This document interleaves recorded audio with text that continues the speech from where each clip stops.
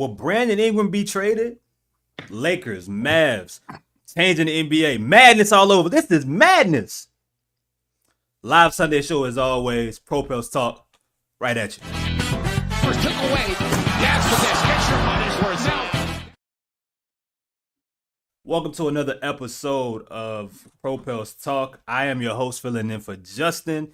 See, I like this. Get them likes up already. We just started. I'm your host, Chris Connor, filling in for Justin. He will be here shortly at some point.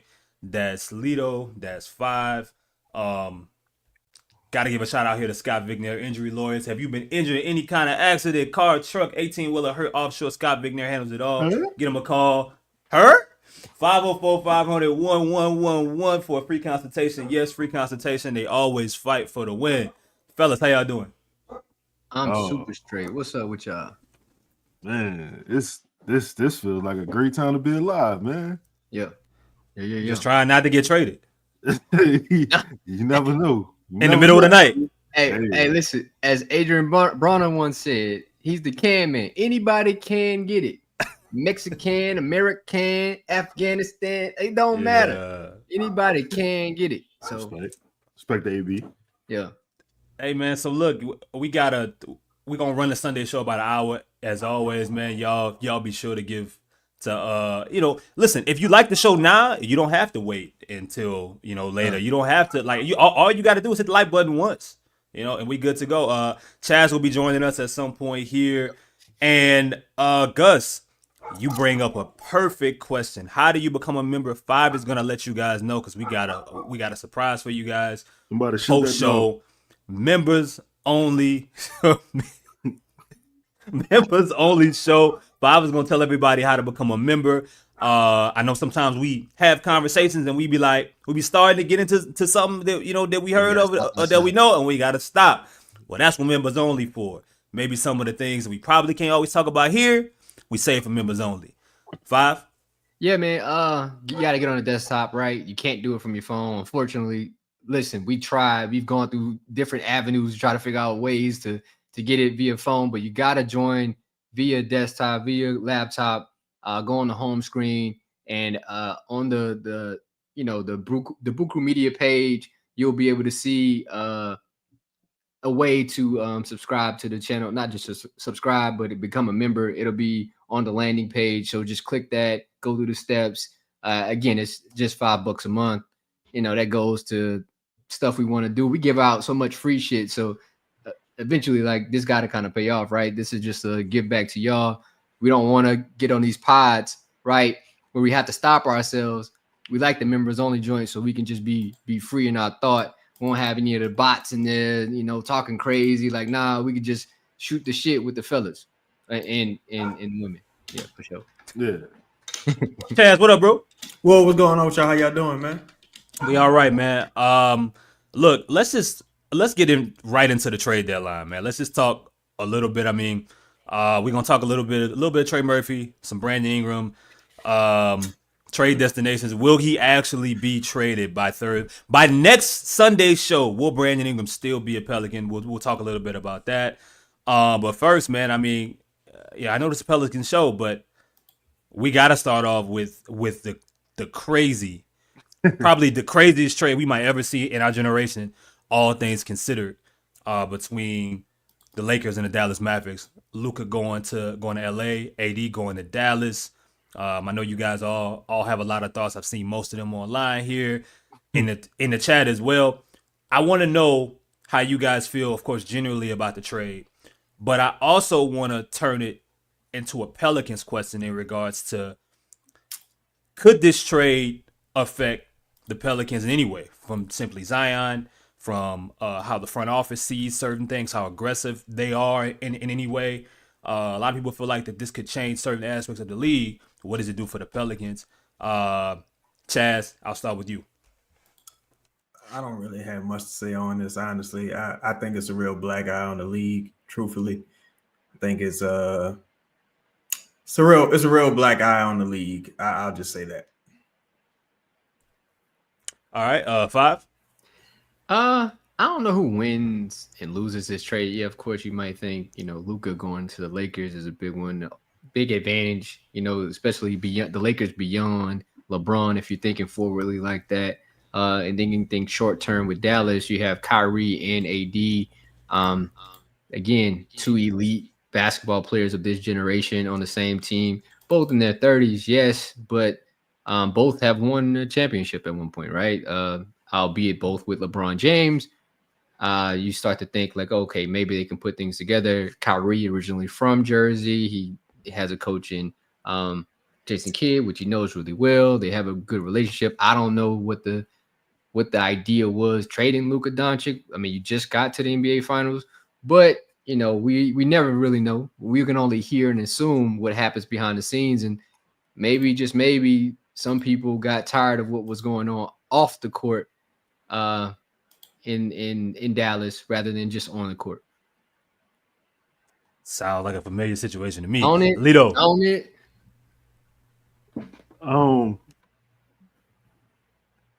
Okay, so let me just to give perspective. I went to sleep, and the world was like one way, Mm-hmm. and then I woke up, and like Earth was flat. It's okay. So the idea of trading people is not crazy to me. I fully believe you should always be taking a look at your roster and seeing what you can get.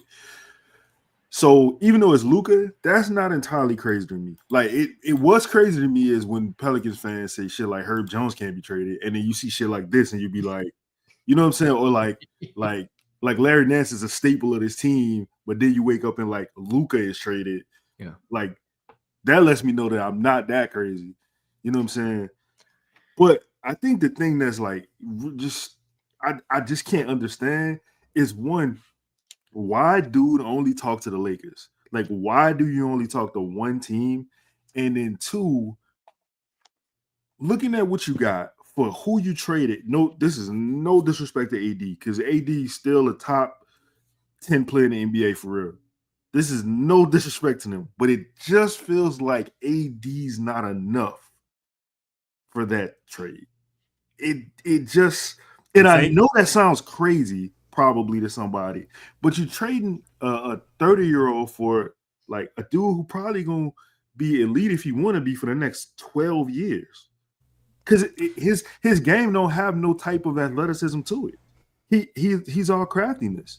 Like, what if he loses a step? So what? Like, what, you know what I'm saying? Like, so that idea of the trade is just crazy to me. It feels like, why to that team?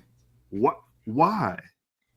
You know what, Lito? Like, I look at deals like this, even like the King Spurs Bulls 3-team trade that took place, which we'll probably talk about a little bit as well. I look at all these deals through Pelicans lenses, right? And I think like there's a lot of different Zion comparisons to be made. In fact, outside of Luka, outside of Dallas and LA, I mean, maybe I'd say online, Zion was one of the more popular people brought up yesterday. I don't know, Zion, like, fuck, man, I'm not even like, what did say fuck me for? But it's like, I think about it, and some days, like, I'm done with the Zion experiment, right? I'm like, just tear this shit down, trade him. I don't care what you get as a return, and unfortunately, Zion isn't in the, he hasn't been as productive or even as available as Luka for you to get anywhere close to what you got more than likely to AD. But here we have ownership and a GM in Dallas saying, fuck that. Being, just being ultimately, aggressive, impatient, saying, standing on their own principles and saying, I don't care how this looks. I know a lot of people are going to be disappointed. I know a lot of people are going to hate it, but I'm sick of this. I'm making this move, and I'm only making this move for this one player. This is the route we going in, and people just going to have to get over it. And, in a lot of ways, I kind of respect that, but it doesn't make it a good move. So, I mean, it puts, like Lito said, it does put a lot of things in perspective. Like, just because You Choke Reed, appreciate you, man. Appreciate you. And for those of y'all that don't know, I'm gonna try to. I guess we can all do this. Remind people every 5-10 minutes. Members only show. Post this show. Once the show ends in about an hour or so. But yeah, it just put a lot of other things in perspective. Like, you got somebody that seems like they're standing on principle and they're making a move. An organization or I guess post Cuban is kind of odd, but they've done a lot. They've done a lot more than the Pelicans, saying this is what we're gonna do. These are our standards. We don't care how it looks. We're gonna make this trade, and everybody is literally confused and laughing at them. And in Chaz's case, wondering if the fix is already in. Ezekiel, appreciate you, my guy. Shout out to Zeke. Shout out to That's really why, just in case I have any relationships with the NBA in the future, I'll just say I just thought this was very peculiar. Hey, these things seem to happen exclusively to the Lakers. It ain't like Dallas even owns a lot of their own first round picks, so they can't really like rebuild. They've never really been a free agent destination. Is it real? Is it real? This is interesting. I'll say that. I'll just say it's a very interesting thing. And if you're a fan of a team, you just hope that it isn't your team that these things happen to. And for the Pelicans, I was kind of over the whole Anthony Davis thing when he got traded, but Luka, that's a whole different. This is like this like trading Drew Brees for fucking Jets Mark Sanchez. Like at this point, like for all who Anthony Davis was supposed to be, he never really became that. Still phenomenal player, but he never really became that. He's at least 2 tiers below Luka Doncic. And hey man, the ratings suffering. One moment you put the probably top 3 most popular player in the NBA, considering Eastern Europe and stuff like that, and you put him in the largest basketball market. Hey man, I call that doing good business if you Adam Silver, but I don't know. This may not be what Chaz is alluding to, but I'll say my piece. I think Adam Silver allowed this to happen. That's just my particular point of this. Like, I think this was almost like a power move. I think he realized that the players had too much power, right? And this move in particular said a lot. It's almost like a Supreme Court case setting precedent. Luka Doncic got traded. It don't matter no more. Like, this is the league giving all onus to the org, saying you can trade whoever you want to trade. Like, these players aren't living by the standards that they need to live by. They missing games on purpose. They're trying to figure out this. Mark's not showing up. You got Joel Embiid, an MVP, played just as many games as he's not played in the league. That's not good for ratings. That's not good for business. And this, in my opinion, this is me. I mean, hopefully I have a job in the league someday. If they bring this shit up and be like, hey, bro, was I right or wrong? That's all I'm asking. That's all I'm asking. There's a lot to be said about this, but if the Pelicans wanted to trade Zion, they'd have every right now to do it. It'd be a real easy thing to do. Luka Doncic got traded. They went to the finals last year. Like, they were in the biggest game, biggest series that you could be in, and he got traded. And he was the best player. He could be a Hall of Famer right now, if we really want to talk about it. He could be. It's argumentative, but he could be. Right. So this is just my point. I'm using Chaz's information as bait, but I think Adam Silver allowed this to happen. He had to give the okay. Had to. I almost think for like front off, I'll just use the Pelicans for example. I almost think it's gonna have the opposite effect. Like, do you want to be the next Nico? Like, do you really want to be the next guy who, like I didn't think the Fox trade was like amazing, like looking at everything, because it's like those picks are going to be like in fucking 20s and late teens. But it's like, if you were Pat Riley and you knew the situation with Jimmy Butler, Saturday morning you might have said, man, fuck this, I got to get this guy off my team no matter what. After that Luka trade, you probably said to yourself, well, not no matter what. Because what happened with Luka, that's kind of a no matter what type of thing, like optics, just the optics of it, right? But now I'm like, you might want to talk to Jimmy and see if y'all can fix this, see if anything, just give him the contract at this point, because you do not like Luka Doncic. It's like the Lakers trading Magic Johnson, bro. It's like, you may never get another player like Dirk wasn't Luka. No. So you will more than likely never get another player of this caliber. And you never go ahead. And Chaz, it's the handling of it. Like it's the it was bad. It's that you had time, right, to shop. You had time to tell everybody versus making it a secret and like boxing yourself into one team, and or in this case really one player, that one player being a 31-year-old Anthony Davis who just literally got hurt. Yeah, he's injured right now.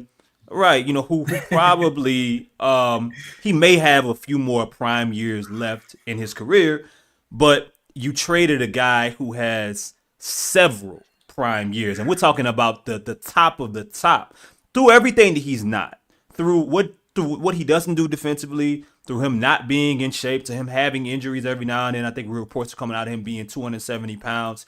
He is one of the best.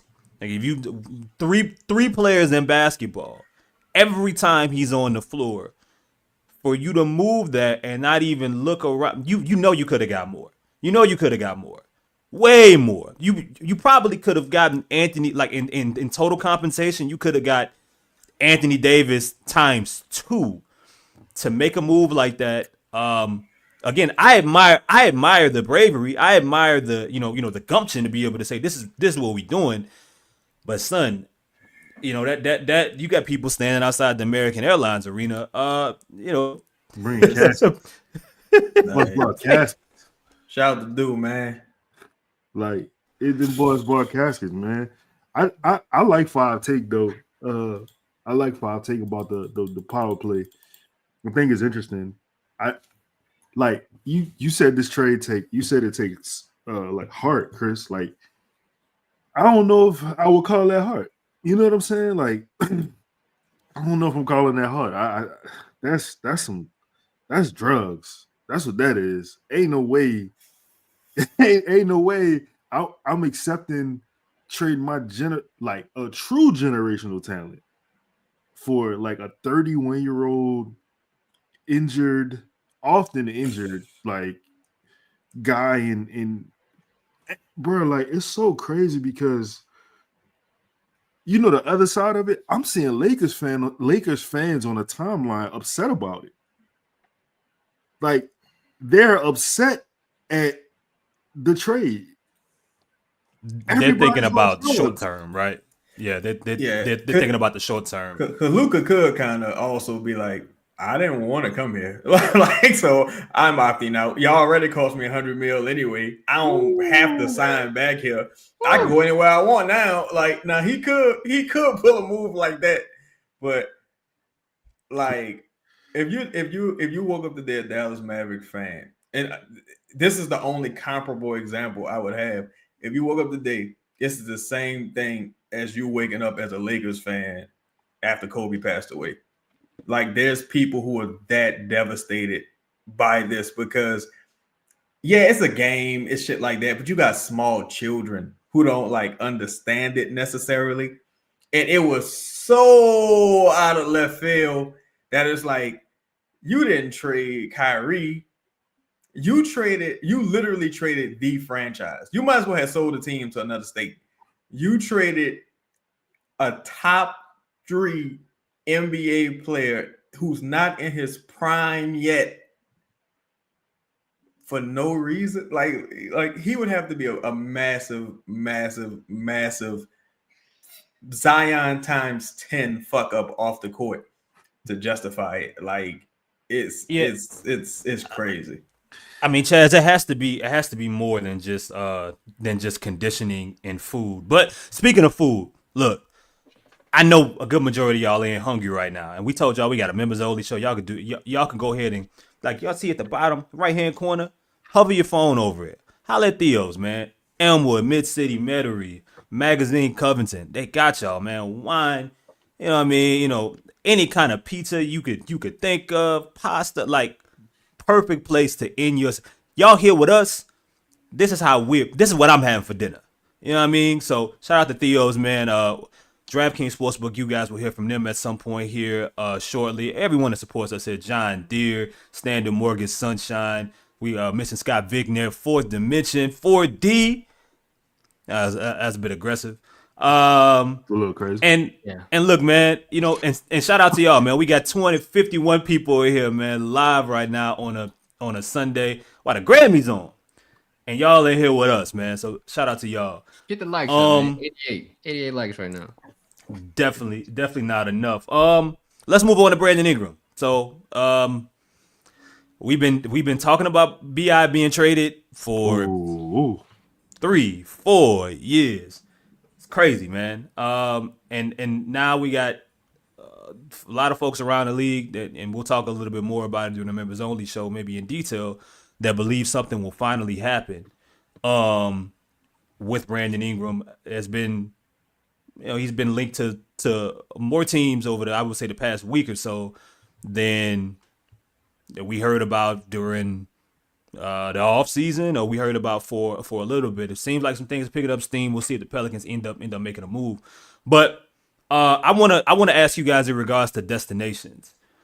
What are some of the places that you like for the Pelicans? You can mention teams right now that have been linked through the rumor mill, or maybe some that aren't.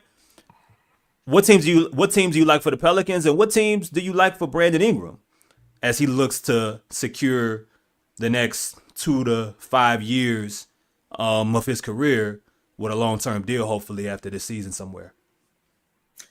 I don't have a team. I think I have more of a location. Hell, like I'm going to hell,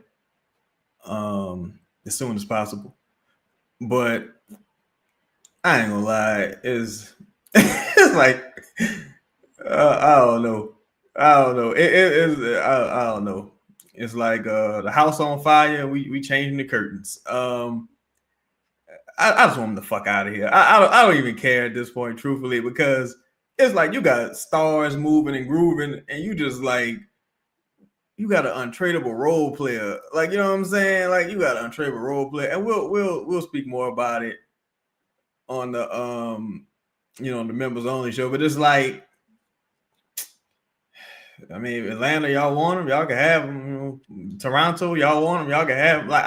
But I do think some possibilities may have opened up with Dallas and Chicago. Chicago got a little more cap room now. Dallas, I don't know what the fuck. Kyrie wasn't there on the bench today.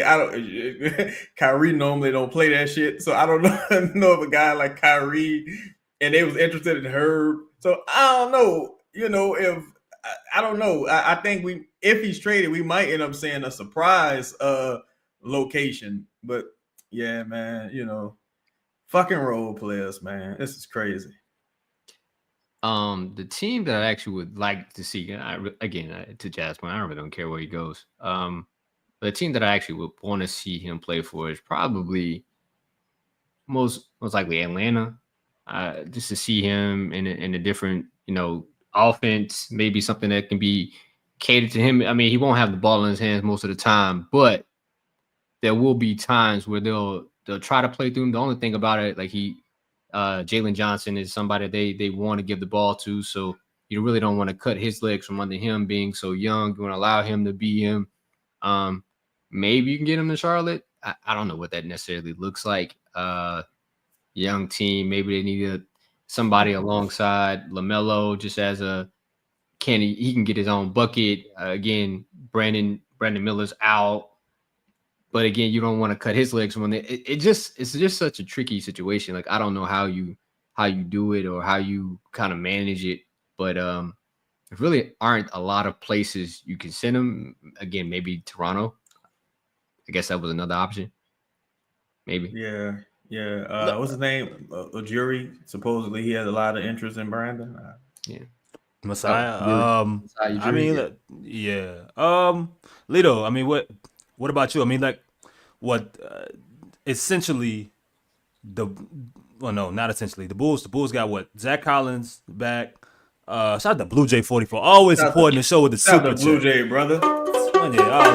Appreciate you, big dog. David Griffin inactivity over the last 2 trade deadlines specifically has put us behind the 8 ball. He's got to be a top 5 worst GM in basketball. I guess let's call him a decision maker. But yeah, I mean, because here's my cause to pause, Lito. We've heard about the Pelicans being active and involved in trade discussions, specifically over the past 2 seasons, and it ended up being a boring trade deadline. Last year, before DeJounte Murray ends up ultimately gets traded, you heard they're close there. You heard they may make a few moves from role players. Maybe Najee Marshall's linked. They're gonna go get a center upgrade. Maybe they talk to Atlanta about other players. They don't end up doing anything. Year prior, I had people calling my phone telling me OG Anunoby was damn near in MSY. That's how close this damn deal was supposed to be. Nothing happened. Nothing materialized. That was the Josh Richardson sweepstakes. Yeah. That was so, you know what I'm saying? Like, they we've been here before and have ended up with an underwhelming ending. Do you think something changes this deadline, Lito? Griff's like, probably, how people say swing for the stars, probably be, if you fall, you amongst the sky, shit like that. Griff probably be like, swing for the grass. If you fall, at least you're amongst the dirt. Yeah. It's very the bar on, like, you just said trading for Josh Richardson, bro. Like, who the fuck is trading for Josh Richardson? Why are we trading for Josh Richardson? To answer your question about where he gets traded, I don't care. And to be honest, it doesn't matter. It's too late. It's too late. I agree with Lito, bro. I'm like, what did you think you were doing? Like, to me, the DeJounte thing just kind of put the proverbial nail. Just, appreciate you, 504 boy. Thank you so much, brother. Thank all y'all. Shout out to everybody, man. Anthony Branch, appreciate you as well. It's just like, what did you think you were gonna do? Like, you know what I'm saying? Like, what did you think you were gonna do? Like, just this looking at these names, it's like Luka Doncic, De'Aaron Fox, Brandon. How about Brandon Ingram? Y'all, it's just such a fall from the elite. You know what I'm saying? I do think a couple of those moves are just. Personally, I'm not a big believer in Wembanyama, so I think the Spurs are gonna be like good and like cool. I don't really think they got like no championship aspirations just because they added Fox. But it's the fact that the Kings got ahead of a problem. Like, they initiated the contact with San Antonio. They got ahead of a problem. Even the Bulls, they still managed to get a first for Zach LaVine. Now, Zach LaVine held up his end of the bargain by playing incredible this season. So, he was able to, bring back some positive. But with the Pelicans, I'm like, you in a spot where it's like whatever you got going on right now, maybe Sands, Zion, let's say DeJounte out for however he long, you got to make Trey and Zion work. Like, you got to do everything in your power to make them that tandem work, because ain't no better options out there for you. You not. Like, I didn't think Fox really got traded for a lot personally. So it's like, dog, what you think you about to get? Like, you have to make it work. Whereas you might have had a little wiggle room, you got to hit on this pick. If you trade CJ, you got to hit on the CJ trade. You got to set yourself up perfect with this, whatever happens with the Brandon situation, and you gotta just hope and pray it works out, because it looked bad, like from an organizational standpoint.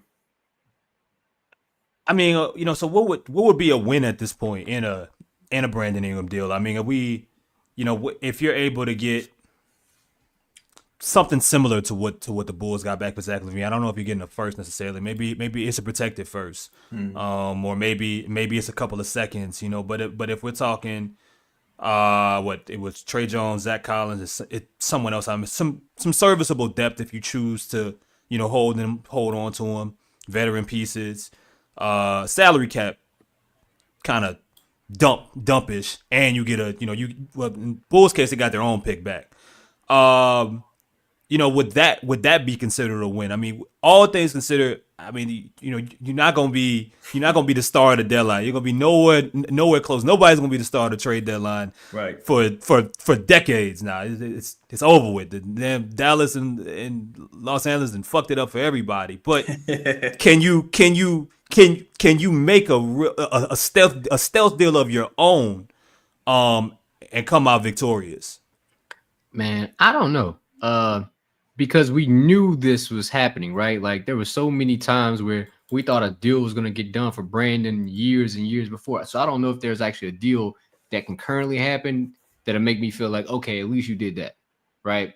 But something that I actually would be okay with is probably getting a position player that can play for the next 5 to 7 years, give or take, right? Like maybe a starting guard or a starting center. If you can pull off one of those moves where you get somebody that can fill said void for an extended period of time, maybe I'm being facetious with about 5 to 7. But if you can do that and be able to dump the salary, hey, all right, shake your hand, walk away. Like it'll be a stealth move. You won't really see the benefits until 2 or 3 years later, possibly. But at least you know that this is the direction you're moving in. So I don't know who that person is.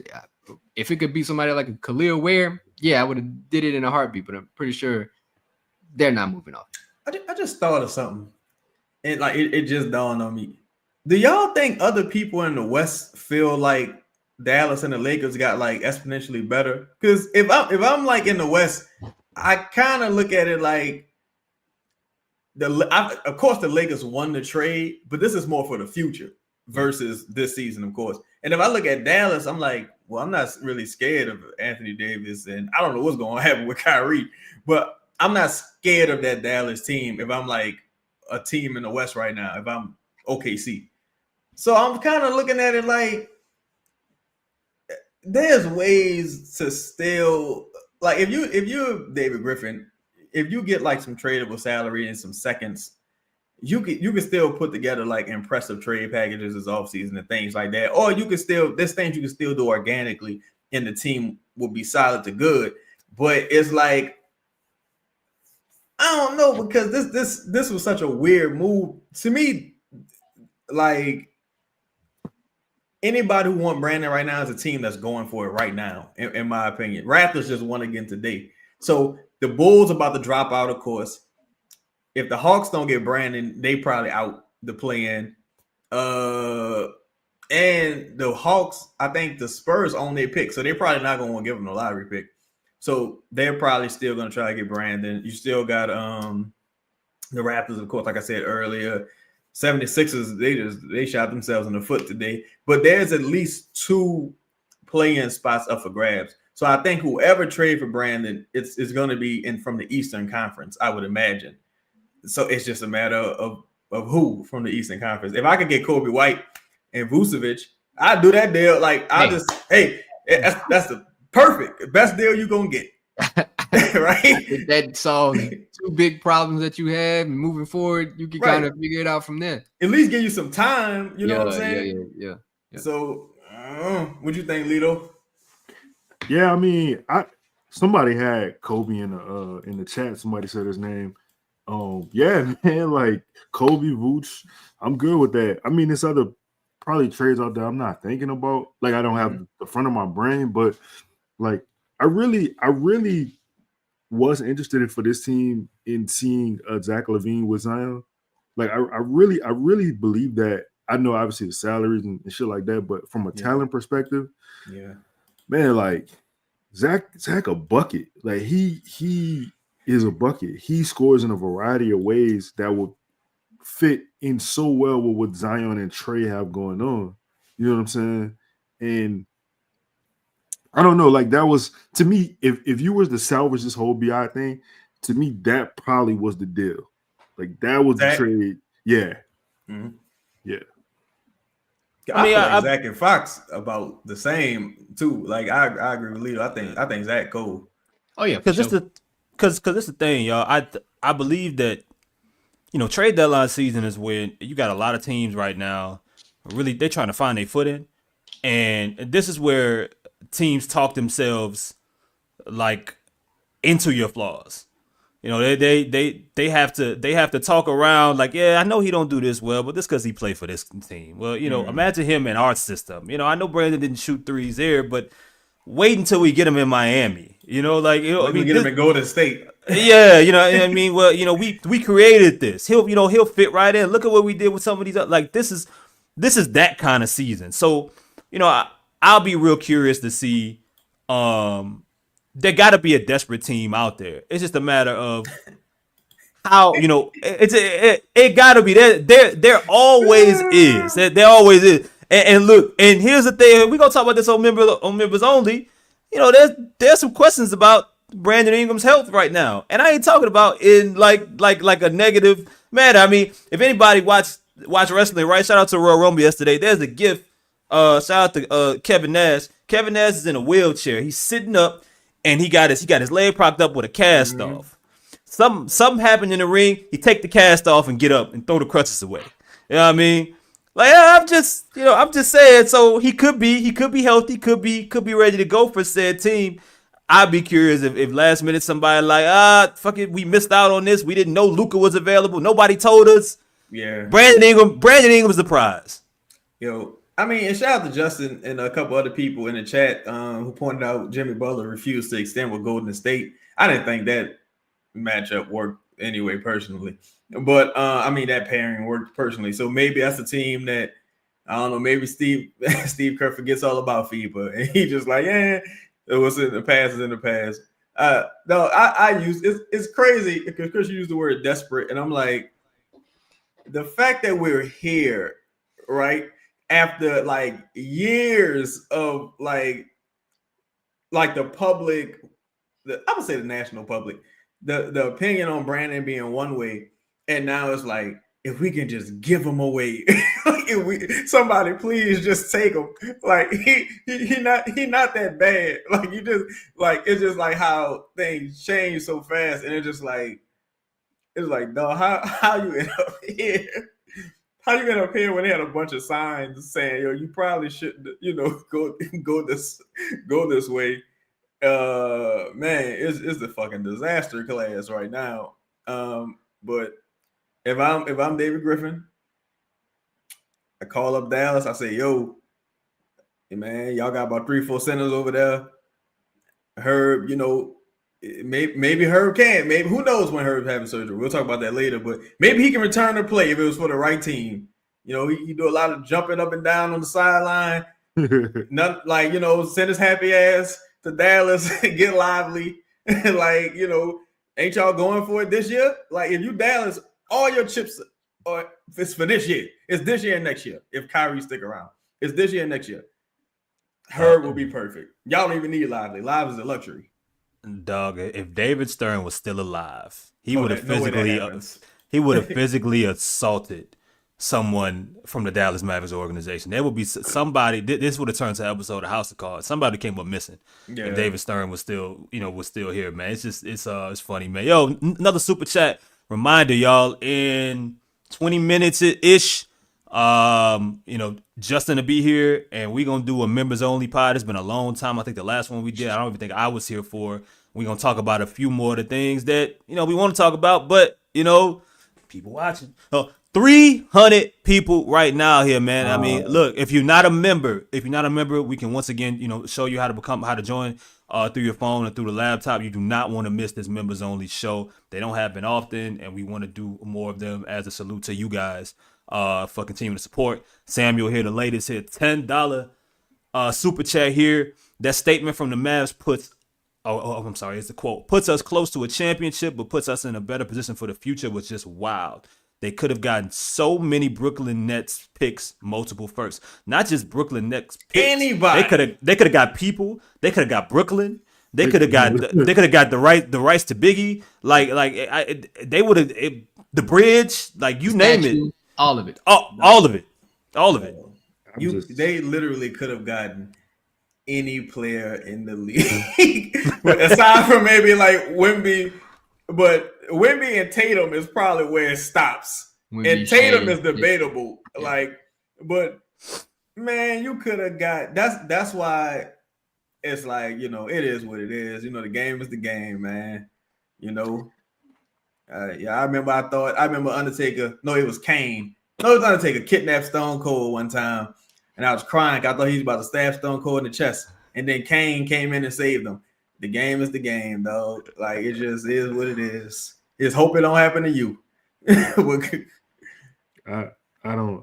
just bro. I know that this is obviously a Pelican show, but like just talking about Nico's press conference, the whole thing was crazy.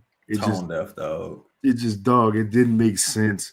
He spoke for Jason Kidd and then was like, I don't have to talk to Jason about like play. Dog, they asked him about the future, and he was like, I view the future in like 3 to 4 year intervals. He was like, I might not even be alive in 10 years. Jason neither. He volunteered Jason. Like, what the fuck? I'm like, bro, We might be dead now. Who cares? What? We live for today over here in Dallas, brother. We live for today. I got 24 hours just like you. Listen, bro. I kind of admire it, dog. You know what I'm saying? Because it takes some delusion. He had to sell that, dog. He had to sell that to people. He had to walk. He had to sell that to ownership. Other people inside the organization, like, look, y'all ain't gonna believe what I'm about to do. Y'all ain't about to believe what I'm about to trade Luka for. All right, cool, man. I can't imagine. All right, we go. You know what's crazy? You know what's crazy, Chris? I don't think he did all that. I don't think he told many people what he was about to do. There's no way. No one saw it happening. Nobody. It was like one of them. If we don't do this now, this ain't gonna never happen. We ain't gonna never talk about it. Dog. My bad. No, go ahead. No, he said he walked into the owner's office and he discussed the trade with him before it happened. And he was like, the owner laughed at him. Then he talked about how he talked to Rob Pelinka, and Rob thought he was trolling him. Like, wait, you want to give me who? Huh? It's crazy because he said this has been happening the last 3-4 weeks. Dog, it gotta be. I need somebody in Dallas to tap in to tell me what is the atmosphere like. Like, Luka gotta be stealing homes from people or some shit like that. Like, it can't just be the conditioning. It gotta be something else. Go ahead. Well, I'm about to ask you, what y'all think Rob did? You know, because they say you ain't when you negotiating or when you know somebody offering you something, that's you getting over. You ain't supposed to say yes too quickly, right? Yeah. You're supposed to, So I'm curious, like, what y'all think Rob did? Rob said, "I'll call you back," or he's like, he said, "Shit, send that joint." Don't you hang up that phone? No. Rob, I'm telling you, right now. Y'all remember on the watch they was on the phone, and he was like, "It's the kidnappers." That's how. and Snoop was like, what the fuck? Who the fuck are we dealing with? That's probably what Rob Pelinka was like. You like, this nigga really say he the kidnap? Man, we about to get everything what he got. And the fact that he gave up Luka, like that was that was the entry point. Like if you wanted AD, right? Say if like AD was the guy that you wanted to get from the Lakers. Like you started with Luka? Like that was the starting point. That was the starting point to getting 8. Yeah, Rob probably wanted. We could have got more, but he just didn't want to like fuck up the deal by asking for too much. Like the prize is the prize. Like he was like, well, just give me that and make the salary work. We'll figure out the rest. I think if I want to Shout out to Brand Franklin. I'm in Dallas. Shit is crazy out here. Look, this is the type of thing that get organizations sold. Like no bullshit. Like shit like this get a team sold. But if I was the Mavericks, and if I gave them the benefit of the doubt, say this is totally, on the up and up, no weird shit went down, I would say it's about how much shit you can tolerate off the court and what level of criminal behavior took place off the court. Because ain't nowhere in the world this is just a condition. It's not possible, right? Not possible. Because he's still making all NBA. He just went to the finals. Nah, it had to be it had to be something like something that Eminem rap about. It had to be something crazy like that going on. And I don't know, man, but Shreveport Mavericks don't sound too bad. They gonna fuck around and be be somewhere the Las Vegas Mavericks, because you just destroyed the franchise. Like you destroyed it. It's unbelievable, dog. All right, yo. So look, let's shift a little bit and talk a little Trey Murphy, and then we'll close out the show with fans questions before members only show. We got a bunch. Appreciate every person that signed up here, man. Thank you. Once again, Sorry. still not. If I go ahead. Nah, man, hit the likes, bro. Ain't no way. We should at least be at 150, 175. Yeah, 300. Honestly. Right. Word. Hey, For real. hey, y'all don't. Hey, look. If y'all new members, old members, don't come up in the member show acting like that. Don't walk in our members only show like only giving we got 170 people in there and 2 likes, 3 likes. Come on, y'all. Like let's get this together, man. Let's move forward though to talk a little Trey Murphy. Had another 40-point game Friday. And yeah, man, I mean, just total ascension here. I got some salary numbers here of pretty much where Trey ranks in regards to the money. And I mean, currently he's a 24th highest paid forward in basketball. We're talking about a guy right now who is putting up 22 points a game, a career high, of course, averaging a career high, and I think blocks, rebounds. I mean, that could be better, but shooting 88% from the free throw line right now, 37% from 3, shooting 46% from the field. Really added to his game, really added to his ability to create. And no matter who's out there, he's playing the best basketball of his career in his life. And it's really, people starting to ask some questions. So I'm curious to just the people that we have here, and as well as in the chat, has your thoughts about maybe where Trey ranks in basketball? We've all talked about how good he is. We talked about the season that he's had. We've talked about the leap of sorts. But where does that leap rank him now in the league? If we simply just talking forwards, because there's some guys that's getting paid a little bit more money than him right now. That I'm curious if he's better than today. We asked the question, or I asked the question, I think about a week ago, if he was better than Jalen Johnson right now. I think everybody said Jalen was still better, but it was at least like I'd at least think about it. Do you guys, in regards to ceiling, we talking about 33 games, have your thoughts about his ceiling totally changed? Are there any comparisons? Are there some guys that maybe he was far behind when we're talking rankings in this league that he surpassed with the leaps that he's taken this season on the basketball floor?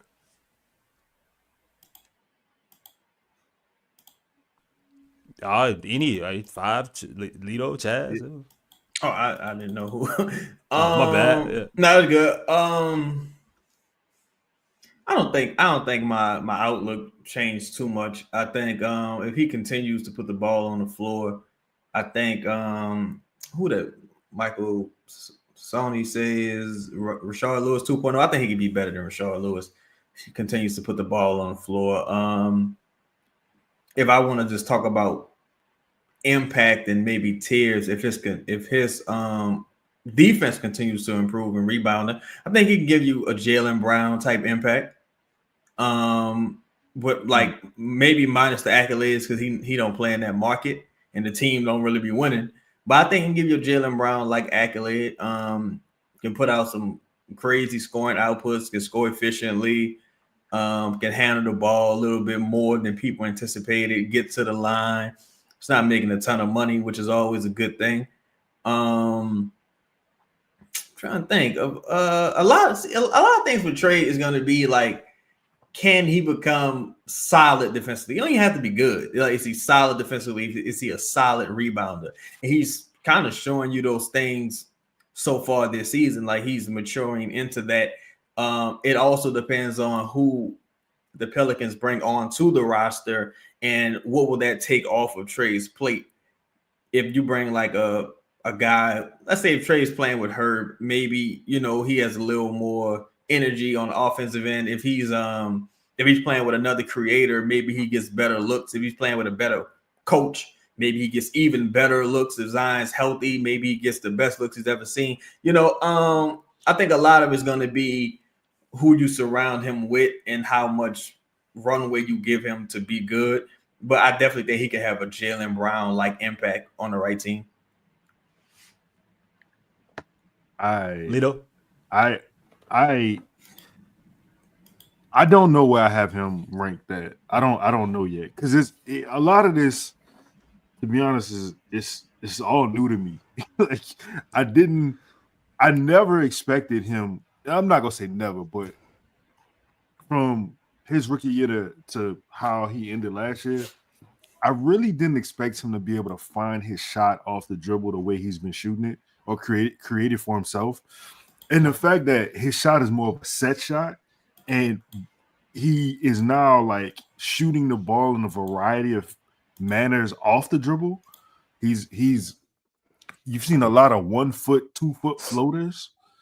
You've seen, he hit Drew Holiday with a tween cross behind the back sidestep that I never thought he would be able to create, especially on a defender like Drew.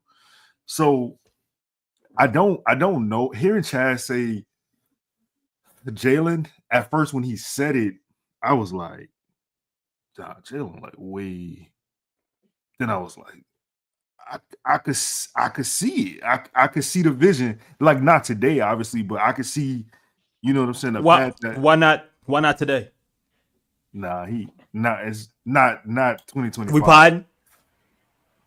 We gonna pod on the other pod.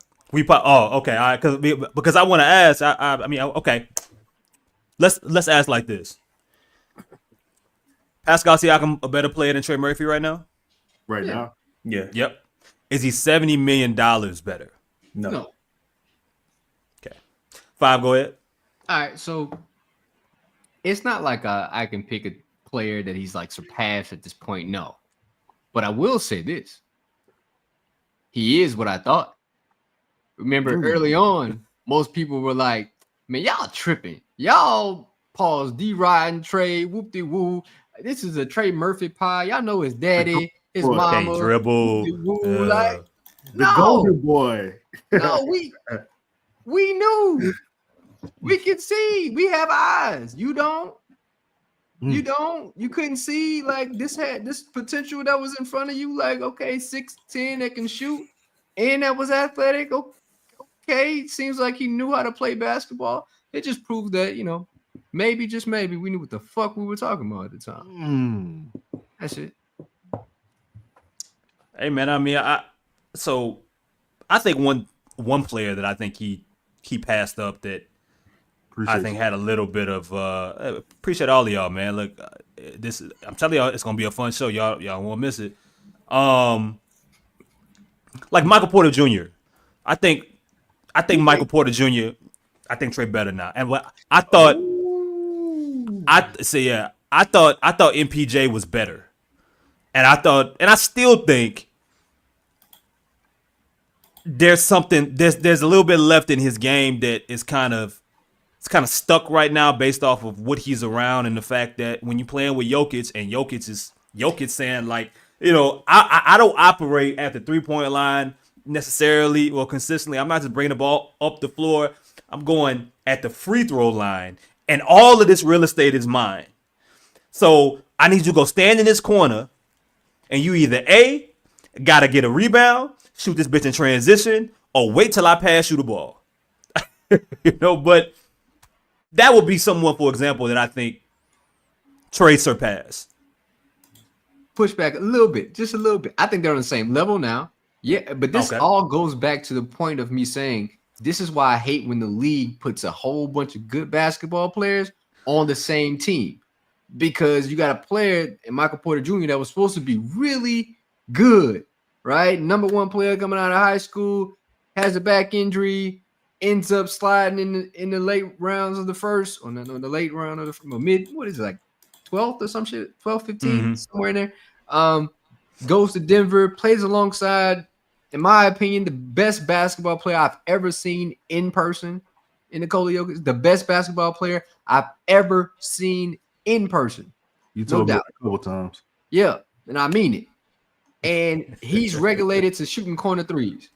Like, no, you need to it's like having a 96 Impala and you only just drive it to school or something. Drive it from point A to point B. Like, no, you got to get on the open road and you got to push it. Like, this is what this is. This is what, like, you can't have all the good players on one team. I get it. You're trying to win championships. Nah, bro. Like, boy, getting that's paid why $35 million a year. And then, wait, Michael Porter Jr. making what? Yeah, 208? 30, something like that. Yeah, 208 was the contract. So now he's just chilling, right? I got my money. There's no Trey. Like, nah, he had to take a lesser deal than he was supposed to get. So now he got to really prove himself. There's just Let me ask y'all this. Do y'all think Trey could be a top 3 player on a championship team? No. Ooh. No. Yes. I'm gonna say 3. Championship, dog. I'm gonna say 3. I'm gonna say the third best.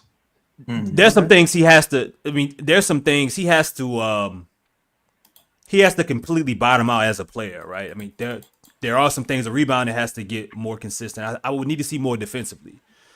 But if you are, is it possible with what his ability is like right now, and you continue to see him add more things? I think it's possible at 6'10", 6'11".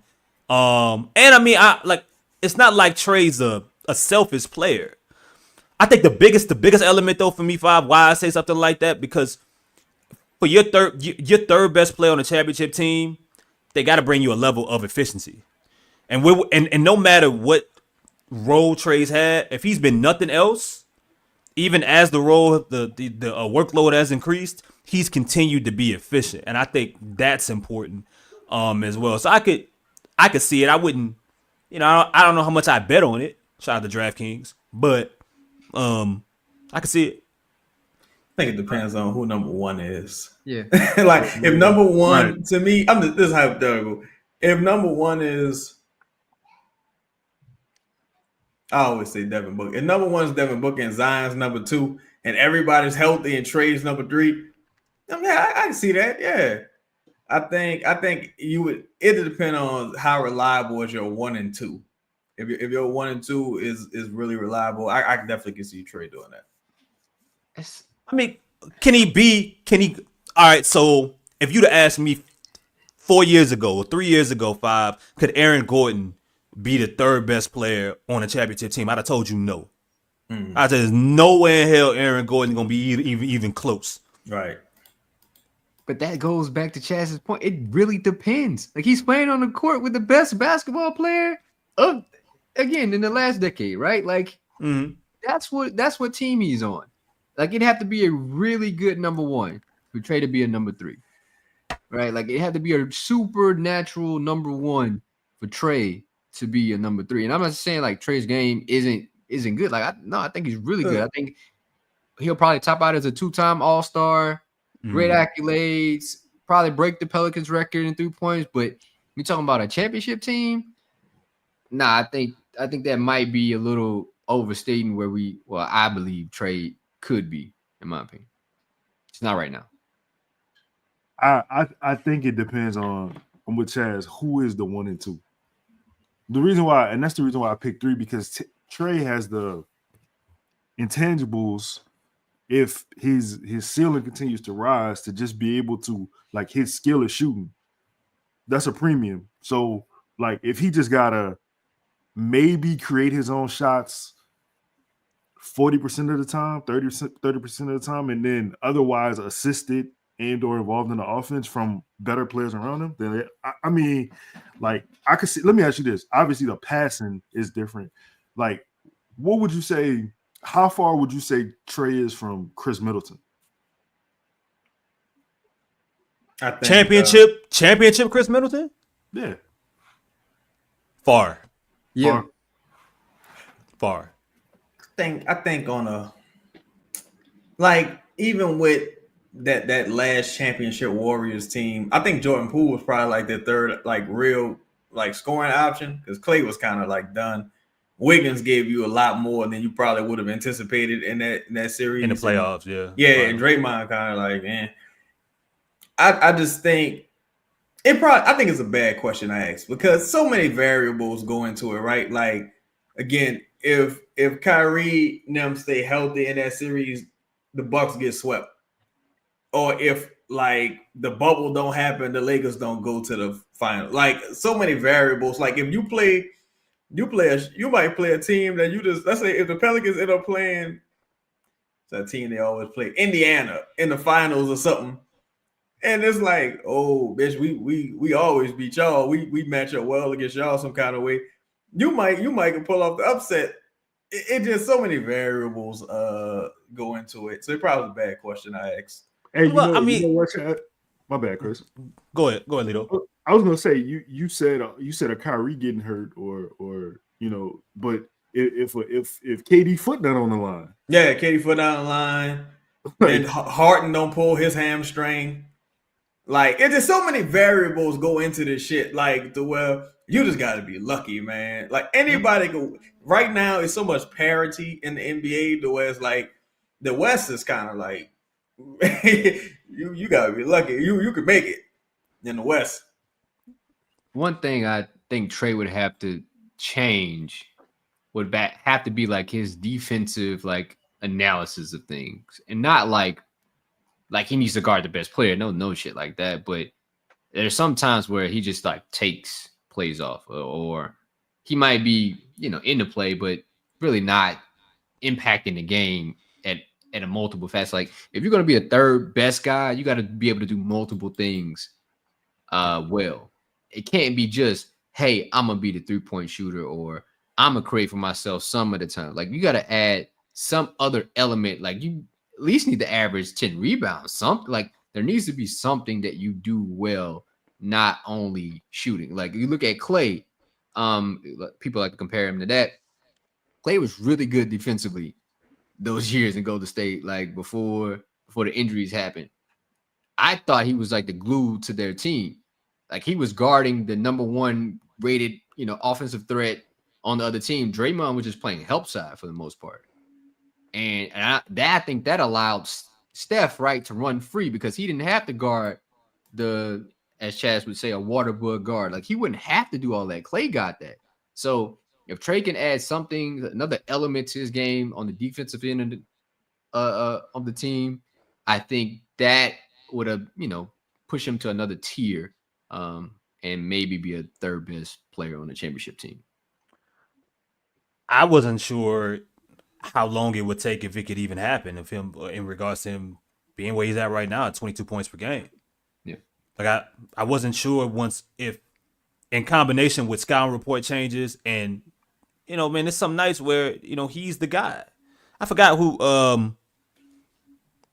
was talking about him. There was an opposing player that the Pelicans had just played that talked about Trey and how much he worked on his game, and how much, like, even their points of emphasis defensively and how they guarded him and changed, and they could tell that he's worked on his game just because he he was still able to be effective. You know, that's different, man. I mean, and you know, to be fair, like, yeah, I don't see a bunch of shooters or people that are framed as shooters that are 6'10" that can get you 20 points but can also dribble the fucking basketball and it's also athletic. It's just there's not a bunch of those players running around. Yeah. I don't have many Trey Murphy comparisons when we talk about just style. Like we keep some, you know, Rashard Lewis is like we're going back 10, 15 years now just to find a comp with what we're seeing now that isn't complete. So that's why to me, I feel like I'm almost being disrespectful if I don't say because if they win a championship, I'm assuming 1 and 2 got to be good, right? Yeah. You know, so I mean, shit, the Suns almost won, and DeAndre Ayton was number 3, and now years later, I don't know what the fuck, you know, DeAndre Ayton is worth, right? You know what I'm saying? But what is Trey gonna be 2 years from now? I didn't know the handle was gonna arrive this quickly. I didn't know that the creation would arrive this quickly, but when we were talking years ago, 5, about what Trey could be, it was a bunch of if he does this, if he does that. Well, now he's doing some of that. If it can continue to grow, he can continue to progress. I mean, he might be one of those guys. Yeah, I hope to be wrong. That's the thing. Like, I don't mind being wrong. You know what I'm saying? Oh, Justin telling us we got to end the show. Chris.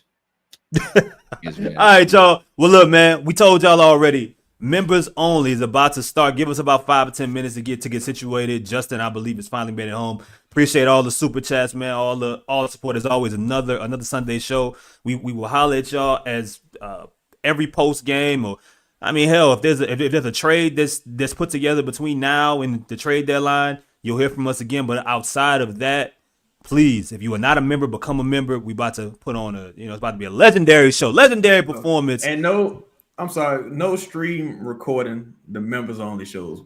We find out you stream recorded, we gonna ban you. It's members only for a reason. No motherfuckers be slick and screen recorded and put it out. So no bootleg in the show. My bad, Chris. Go ahead. Nah.